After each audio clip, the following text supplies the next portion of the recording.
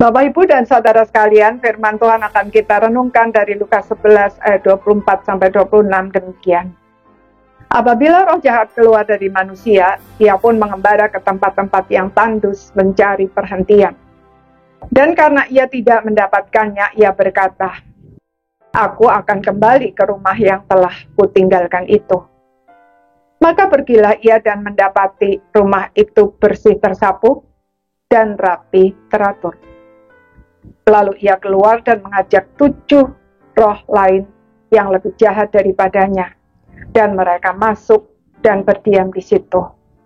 Maka akhirnya keadaan orang itu lebih buruk daripada keadaannya semula.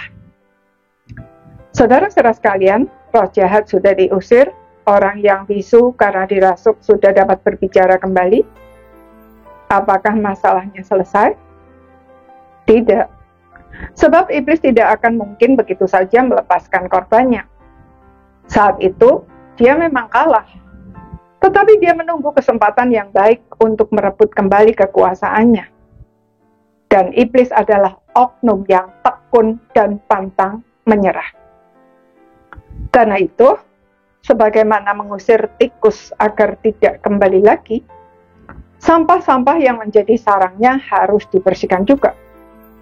Demikian juga mengusir roh-roh jahat yang menguasai seseorang harus disertai atau bahkan sedapat mungkin lebih dulu membersihkan hatinya dari segala dosa yang menjadi tempat berpijaknya roh-roh jahat tersebut.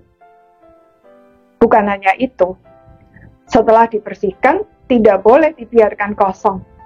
Harus diisi dengan kehadiran Tuhan dan firman. Sebab jika dibiarkan kosong, maka roh-roh jahat itu akan kembali menyerbu, bukan sendirian, melainkan mengajak 7 roh jahat lainnya, sehingga orang tersebut akan lebih jahat dari sebelumnya. Mengapa demikian? Karena roh-roh jahat membutuhkan tempat untuk berdiam, dan tempat yang paling nyaman adalah tubuh manusia. Saudara, kita jangan membayangkan bahwa orang yang dikuasai roh jahat pasti nampak mengerikan. Tidak selalu demikian. Bahkan yang lebih sering terjadi adalah dari luar nampak baik-baik saja, ramah, suka beramal, tahu firman Tuhan seperti halnya orang-orang Farisi dan para ahli Taurat. Maka tidak mengherankan jika ada orang yang nampaknya baik, tiba-tiba melakukan perbuatan yang sangat tidak berperi kemanusiaan. Itu bukan tiba-tiba, tetapi merupakan proses selama bertahun-tahun. Pada awalnya mungkin dia membuka celah sedikit saja. Roh-roh jahat itu segera menyerbu dan mempengaruhinya sedikit demi sedikit tanpa dia sadari. Karena itu, jangan pernah membiarkan hati kita kosong. Segera serahkan kepada Tuhan dan izinkan Dia memegang kendali atas hidup kita. Penuhi setiap sudut hati kita dengan firman-Nya dan lakukan itu.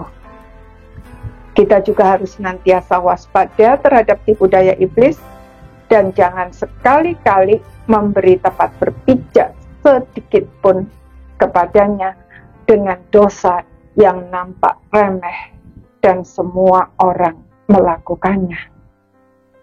Paulus di dalam Efesus 4 ayat 26 berkata, "Apabila kamu menjadi marah, jangan kamu berbuat dosa. Janganlah matahari terbenam sebelum padam amarahmu, dan janganlah beri kesempatan kepada iblis." Kiranya Tuhan menolong kita untuk selalu waspada.